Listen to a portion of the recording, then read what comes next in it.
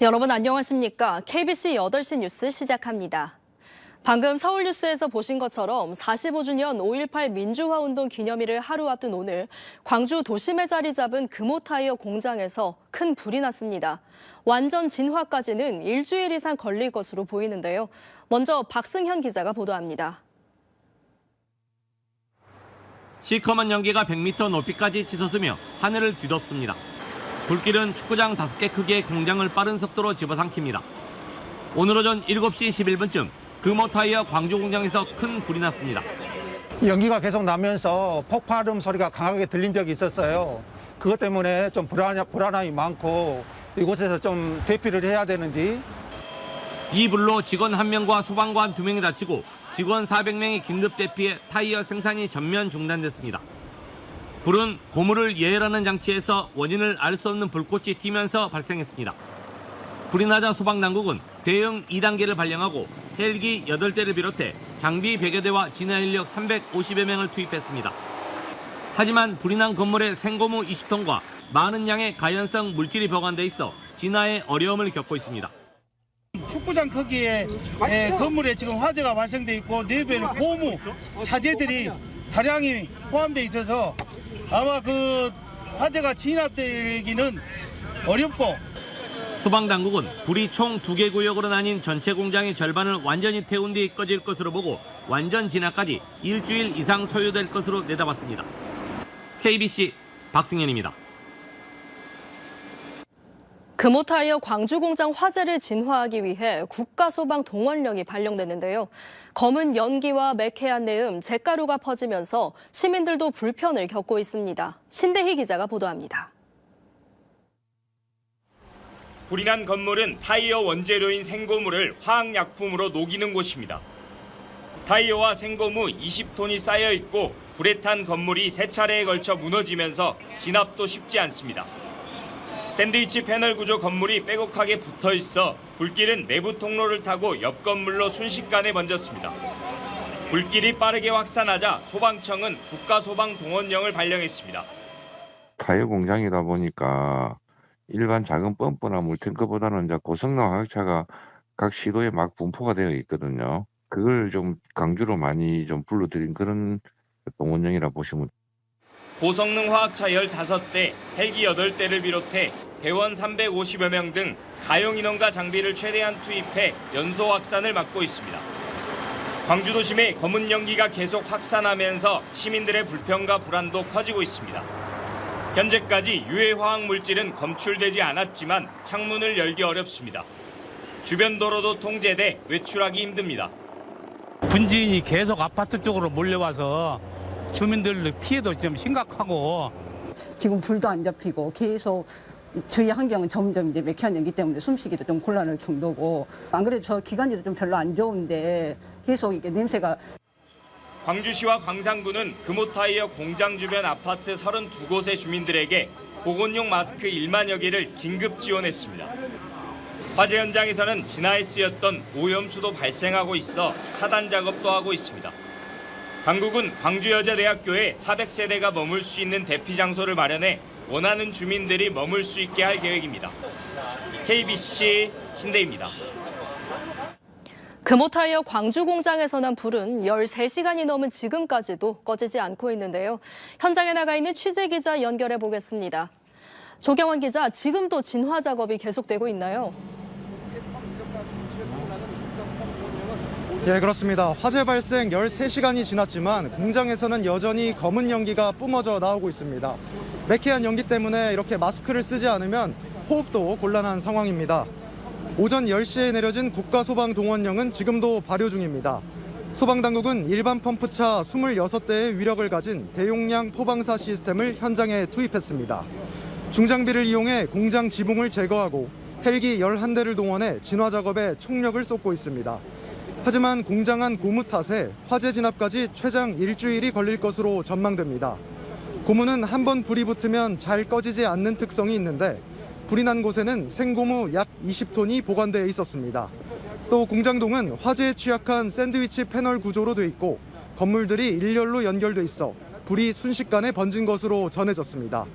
소방당국은 쌓여있는 고무가 모두 불에 타야 불길이 잡힐 것으로 판단하고 있습니다. 지난 2023년 대전 타이어 공장 화재 당시에는 완전 진화까지 58시간이 걸렸습니다. 현재로선 축구장 5개 크기의 서쪽 공장 전체가 불에 탈 것으로 보입니다. 광주시는 대기 중 유해 물질을 매시간 측정하고 있지만 현재까지 검출된 유해 물질은 없다고 밝혔습니다. 지금까지 금호타이어 화재 현장에서 KBC 조경원입니다.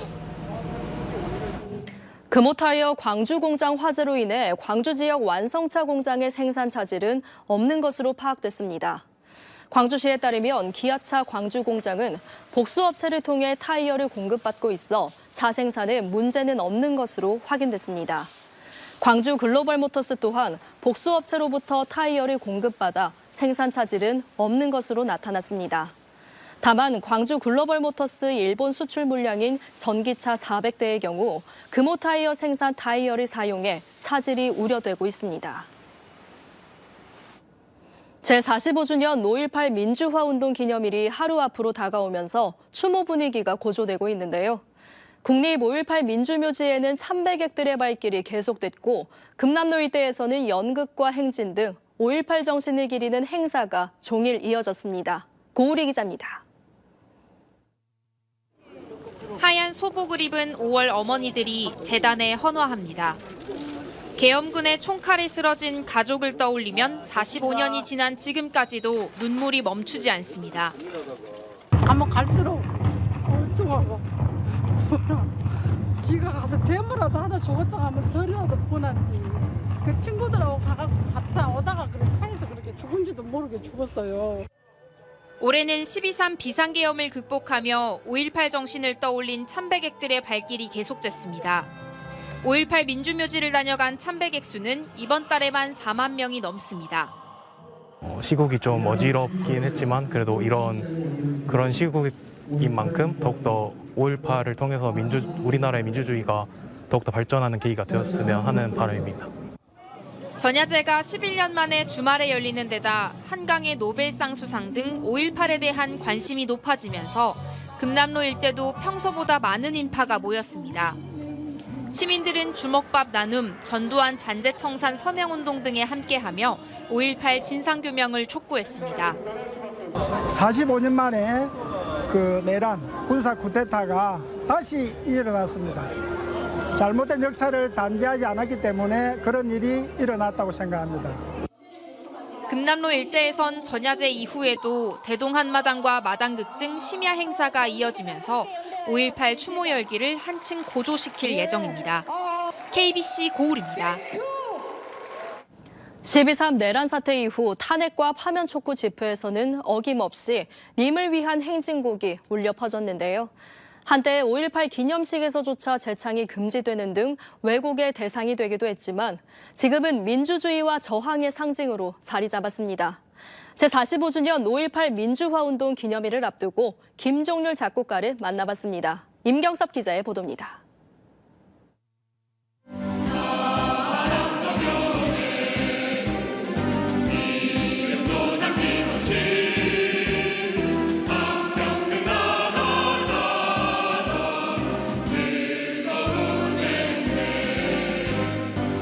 한국 민주주의와 저항의 역사를 이야기할 때 빼놓을 수 없는 님을 위한 행진곡. 민주화를 위해 헌신하다 쓰러져간 고 윤상원 박기순 열사의 영혼 결혼식을 통해 세상에 공개됐습니다. 그 당시에 그 젊은이들, 시민들에게 힘들어하지 마라. 용기를 가지고 살아야 된다. 이 역사를 꼭 전해야 된다. 이걸 전해줄 행진곡풍의 노래가 있어야 되는데 그게 없는 거예요. 1980년 5월 21일 상무관에서 본 참혹한 광경은 젊은 싱어송라이터에게 민중가요 작곡가의 삶을 살게 한 계기였습니다. 그렇게 탄생한 님을 위한 행진곡은 한국을 넘어 이제는 세계적으로 민중저항의 상징적 노래가 됐습니다. 하지만 그는 여전히 마음을 놓을 수 없다고 말합니다. 북한군을 위한 행진곡이라든가 김일성을 찬양한다는 왜곡과 폄훼 시도가 끊이질 않습니다. 급기야 12.3 불법계엄은 어렵게 뿌리내린 민주주의를 송두리째 뒤흔든 위기였습니다. 이 시점에 어떻게 비상계엄이라는 것이 나올 수 있으라고 생각을 했겠습니까? 근데 그게 나오지 않습니까? 그래서 우리는 절대 방심하면 안 된다. 네. 그리고 우리 각오를 다져야 된다. 이런 일들이 있을 때는 단호히 대처하자. 그는 님을 위한 행진곡이 광주 정신을 계승하고 민주주의의 기반을 단단히 하는데 보탬이 되기를 바랐습니다. KBC 임경섭입니다.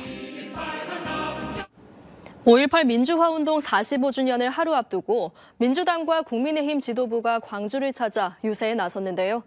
이재명 민주당 대선 후보는 지역 발전 공약을 제시하며 지지를 호소했고 김문수 국민의힘 후보는 이재명을 심판해야 한다고 주장했습니다. 정지용 기자의 보도입니다. 더불어민주당 이재명 대선 후보는 5.18 민주화운동 45주년을 하루 앞두고 텃밭 광주를 찾아 지지를 호소했습니다. 이재명 후보는 80년 5월 광주의 진실을 한참 후에 알게 됐고 삶의 방향을 바꾸게 됐다고 말했습니다. 국가 권력이 남용되지 않은 공정하고 정의로운 세상을 위해서 살아야 되겠다고 마음먹게 해서 다시 탄생하게 하지 않았습니까? 그는 호남은 텃밭이 아니라 방심하면 회초리를 드는 살아있는 죽비라며 이게 호남의 위대함이라고 지켜 세웠습니다. 이 후보는 광주를 대한민국 최고의 인공지능 도시로 만들고 광주공항 이전 문제를 반드시 해결하겠다고 약속했습니다. 광주공항도 마찬가지로 충분히 대화하고 방법을 찾고 이해관계를 조정해서 신속하게 옮기고. 국민의힘 김문수 대선 후보는 5.18 민주묘지를 참배하고 광주에서 중앙선대위 현장회의를 여는 등 호남 표심을 공략했습니다. 이 회의에서 김문수 후보는 이재명 후보를 향해 대법원을 협박하는 역사상 유례없는 독재자라고 주장했습니다. 도둑질하고 독재를 하는 그런 정치는 절대 안 된다는 명령이 바로 광주 5.18의 명령이라고 저는 생각합니다. 김용태 비대위원장은 5.18 정신의 헌법 전문 수록을 약속했고 유세에 나선 지도부는 이번 선거에서 이재명을 심판해야 한다고 주장했습니다. 민주주의에 근거하지 않은 정당에 대해서는 제대로 판단하고 심판해 주시기를. 이준석 개혁신당 후보는 수도권에서 지지를 호소했고 권영국 민주노동당 후보는 제주에서 유세 활동을 폈습니다. KBC 정지용입니다.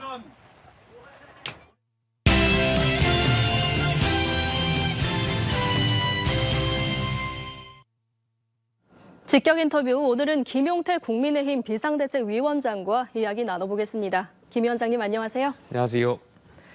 네, 조기 대선을 앞두고 참 비상대책위원장 중책을 맡으셨는데요. 소감이 어떠십니까? 대선에서 이기기 위해서 어깨가 굉장히 무겁습니다. 저는 호남에서도 저희가 대한정당으로 나아가기 위해서 노력하고 있습니다. 물론 많은 호남 시민분들께서 저희 당한테 실망도 많이 하셨다라는 거 알고 있습니다. 저희가 잘못했다라는 것도 알고 있고 저희가 바뀌겠습니다. 제가 비대위원장 되면서 정말 놀랄 만큼 빠르게 변화하겠다라고 말씀드린 적이 있습니다. 저희가 성찰하고 반성해서 호남에서도 대한정당으로서 역할할 수 있도록 끊임없이 개혁의 기치를 올리겠습니다. 네, 변화를 보여드리겠다 말씀을 해주셨는데요. 자, 그리고 오늘 아침에 윤석열 전 대통령이 자진 탈당을 했습니다. 이전에 자진 탈당을 권고하시기도 했었는데요. 어떻게 보십니까? 저는 대통령 결단을 존중하고요. 국민 여러분들께 다시 한번 죄송하다는 말씀 드리고 싶습니다. 저희가 탄핵의 강을 넘겠다라고 말씀을 제가 지난 목요일 날 취임사와 함께 말씀드렸습니다. 탄핵을 찬성한 분들도 있고 탄핵을 반대한 분들도 있는데 저는 각자가 진정성 있게 또 애국심을 가지고 판단했을 거라고 생각합니다. 서로가 누가 잘못했고 잘했고를 떠나서 서로를 이해하고 관용의 정치가 필요하고요. 저희가 그 국민 통합을 이루는데 저희 국민의힘이 앞장서겠다는 말씀, 그리고 또 저희 김문수 후보가 앞장서겠다는 말씀 꼭 드리고 싶습니다. 네, 이어서 당에 초점을 둬서 좀 이야기를 해볼까 합니다. 비상계엄 해제 그리고 헌재 심판 과정에서 이 국민의힘이 보여준 행태에 대해서 비판이 큽니다. 이건 어떻게 보고 계십니까? 조금 전에 말씀드렸던 것처럼 탄핵의 강을 넘겠다라고 말씀드렸는데요. 다만 어떤 예상치 못했던 사건들이 발생했을 때 우리가 보통 4단계로 나눠서 대응을 합니다. 긴급 조치를 해서 빨리 해제를 해야 되겠죠. 그다음에 진상조사하고 책임 규명하고 법적 조치를 밟아 나갑니다. 저도 당시에 계엄 해제 요구안에 참여했던 의원입니다. 그러니까 비상조치는 전 적절했다라고 생각 들고요. 다만 진상조사하고 책임규명 좀 부족했던 것 같습니다. 민주당이 윤석열 정부를 몰락시키려고 했던 탄핵안을 준비했을 때 그럼 국민의힘은 국민들을 납득할 만한 어떤 대안을 내놓았는가. 가령 대통령을 하야시킨다라든지 하야를 권고한다라든지 아니면 저희만의 국민들께 납득할 수 있는 탄핵안을 준비했더라든지 이러한 지점이 많이 부족했던 것 같습니다. 그러한 것은 제가 비대위원장으로서 또 진심으로 사과드리겠습니다. 네, 사과한다 말씀을 해주셨고 그리고 앞서 말씀하신 여러 가지 이유로 보수의 혁신이 필요하다 이런 목소리가 좀 커지고 있는데요. 자, 그럼 국민의힘의 미래상은 어떻습니까? 저는 대한민국의 역사와 집권의 역사를 저희 국민의힘이 함께 해왔다라고 생각합니다. 민주화도 산업화 저희가 함께 이뤘고요. 그 중간중간에 변화의 순간마다 국민의힘이 개혁의 기치를 올렸다라고 생각합니다. 지금 인구 구조가 바뀌고 있고 저성장 국면으로 들어서면서 어느 때보다도 개혁이 절실히 필요할 때라고 생각이 듭니다. 규제개혁, 노동개혁, 또 연금개혁 이런 것들이 필요한데요. 저희 국민의힘이 그 개혁을 이루겠다는 말씀 드리겠고요. 지금 사회 곳곳에서 개혁의 목마름이 굉장히 많이 느껴지고 있습니다. 저희가 개혁의 리더십을 제대로 한번 펼쳐볼 수 있도록 하겠습니다. 네, 오늘 말씀 고맙습니다. 귀한 시간 내주셔서 감사드리고요. 자, 지금까지 김용태 국민의힘 비대위원장과 이야기 나눠봤습니다. 직격 인터뷰 마치겠습니다. 고맙습니다. 우원식 국회의장이 5.18 기념사 낭독이 불발된 데 대해 보훈부에 유감을 표했습니다. 오 의장은 오늘 페이스북에 올린 글을 통해 5.18 민주화운동 기념식에서 기념사를 하려 했으나 보훈부가 난색을 표해 불발됐다며 기념식을 앞두고 정치적 논란을 일으킨 보훈부에 유감을 표한다고 밝혔습니다. 앞서 보훈부는 우 의장을 찾아 정부 주최 5.18 기념식은 항상 주빈이 1명이고 기념사도 주빈만 했기 때문에 의장이 기념사를 하는 것은 어렵다는 입장을 전달한 것으로 알려졌습니다. 국민의힘을 탈당한 무소속 김상우 국회의원이 국민의힘은 윤석열 전 대통령에게 탈당을 촉구하는 게 아니라 제명해야 했다고 주장했습니다. 김 의원은 오늘 오전 광주 국립 5.18 민주묘지에서 기자들과 만나 공무원도 파면과 자진 퇴사가 다르지 않냐며 탈당이라는 명예의 길을 열어줬다는 것 자체가 국민의힘이 잘못된 결정을 내렸다고 생각한다고 말했습니다. 그러면서 윤 전 대통령이 탄핵까지 이어질 수 있었던 것은 광주 정신 덕분이라며 큰 희생과 용기로 광주를 지켜주셨기 때문에 지금의 대한민국이 된 것이다라고 밝혔습니다.